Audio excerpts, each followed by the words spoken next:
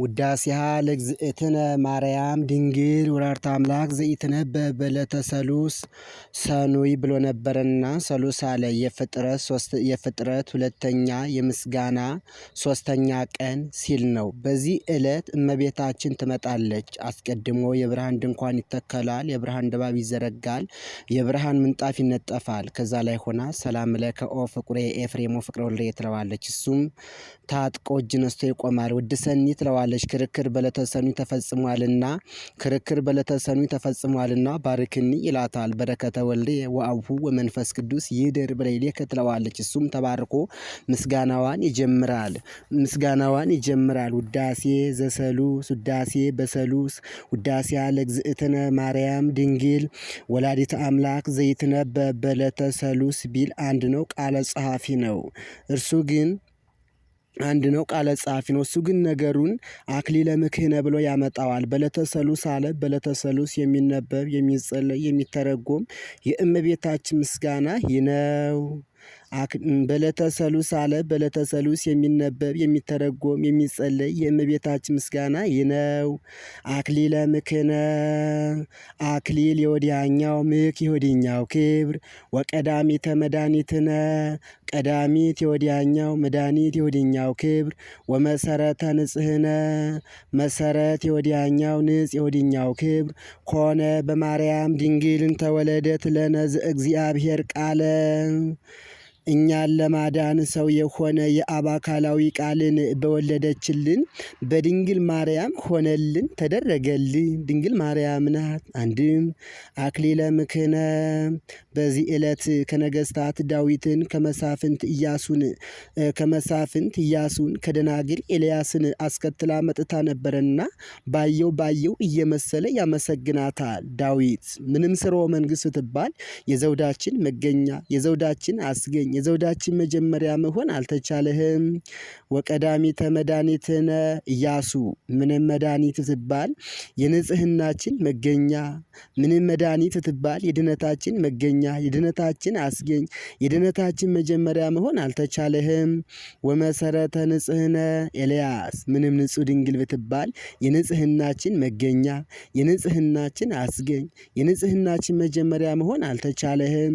ኮነ በማርያም ድንግል እንተወለደት ለነ ዘእግዚአብሔር ቃለ ይህ ሁሉ እኛን ለማዳን ሰው የሆነ የአብ አካላዊ ቃልን በወለደችልን በድንግል ማርያም ሆነልን ተደረገልን።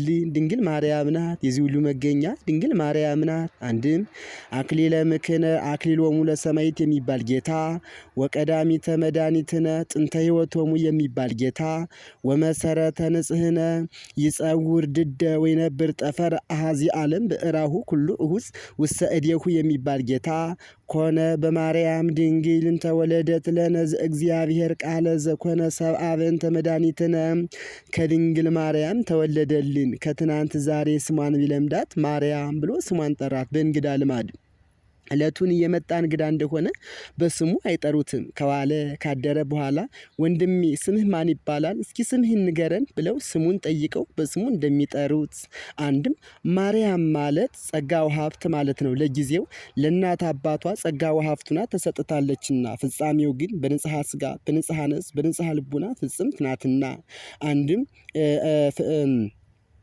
ማርያም ማለት ፍጽምት ማለት ነው።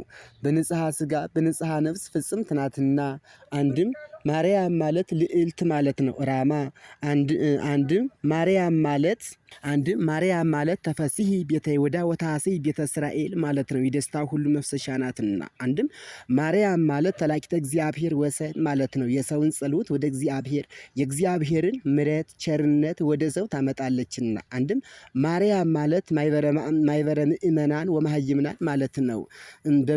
በዝክሯ ጊዜ በማይበሯ ጊዜ ጽዋዋን ይዘው በስሟ ይሰበሰባሉና አንድም ማርያም ማለት መርህ ለመንግስተ ሰማያት ማለት ነው። በቃል ኪዳኗ አስታርቃ ምእመናንን እየመራች ገነት መንግስተ ሰማያት ታገባለችና አንድም ማርያም ማለት ልዕልት ማለት ነው። ራማ አርያም ማለት ልዑል ማለት እንደሆነ እሷም ንጽሕተ ፈጣሪ መልዕልተ ፍጡራን ናትና ወአልቦ ዘይከብር እምኔሃ እምታይተ እግዚአብሔር እንዲል። አንድም ማርያም የሚለውን ፊደል እያንዳንዱ የሚተረጉሙት ማ ማለት ማይደረ መለኮት የመለኮት ማደሪያ ናትና፣ ር ማለት ርግቤ ይቤላ ከርግብ ዓይን የሚሰወር ነገር እንደሌለ ሁሉ ከእመቤታችንም የሚሰወር ምስጢር የለም የምስጢር ሁሉ መዝገብ ናትና። ያ ማለት ያንቃዱ አቤኬ ማለት ነው። ምእመናን ወደ እሷ አይነ ልቡናቸውን አንጋጥጠው ወደ እሷ ይለምናሉና። ም ማለት ምስአ ወምስጋድ ማለት ነው። የሥላሴ የአምልኮታቸው መገኛ ሆናለችና። አንድም ማርያም የሚለውን ፊደል ከሁለት ከፍለው ይተረጉሙታል። ማር በዚህ ዓለም በጣዕሙና በፈዋሽነቱ ተወዳዳሪ የሌለው ብቸኛ የሰው ልጆች ምግብ ነው። ያም በላይ በሰማይ በመዓዛ ቅድስናው ተወዳዳሪ የሌለው ብቸኛ ምግበ ነፍስ ነው። እመቤታችንም ከፍጥረታት መካከል በጣዕመ ጸጋዋና በመዓዛ ቅድስናዋ ተወዳዳሪ የሌላት ብቸኛ ፍጥረት ናትና።